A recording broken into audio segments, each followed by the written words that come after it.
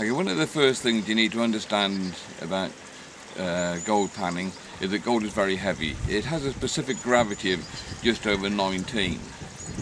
That's to say that it's 19 times heavier than that of water. Water has a specific gravity of 1. Your average stream bed material has a specific gravity of 4 or 5, which means that your gold is around about 4 or 5 times heavier than your average stream bed material. So with that in mind, let's have a look at the hydrodynamics. Let's have a look at the hydrodynamics of gold panning.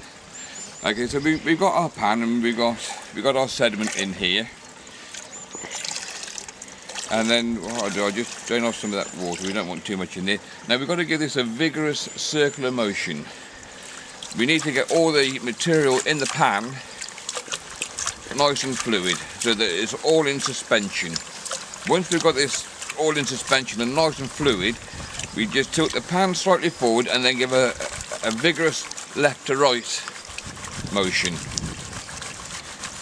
That will push all the gold down at this bottom leading edge of the pan.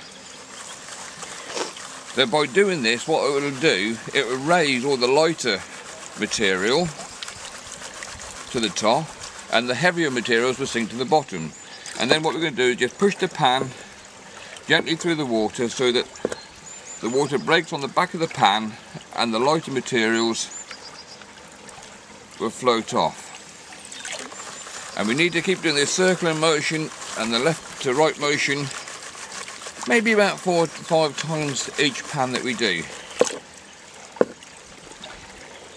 And as the lighter stuff goes off, even the big stones, this actually works a lot better if we grade the gravels, put it through a sieve, maybe about a 1/4 inch sieve, something like that. And that way we don't have the problem with these larger cobbles, these pebbles here. You can see they're all floating off the top there now. You needn't be afraid that you're going to be losing any gold by doing this, because gold is heavy. As I said, it's 4 or 5 times heavier than your average stream bed material. So it will sink down at the bottom.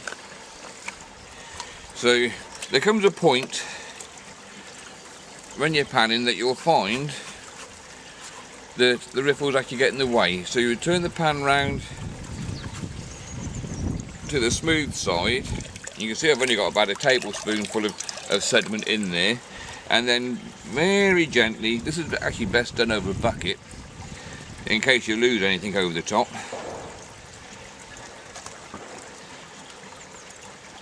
I don't know whether you can actually see in there, can you see that? So you see the riffles will actually get in the way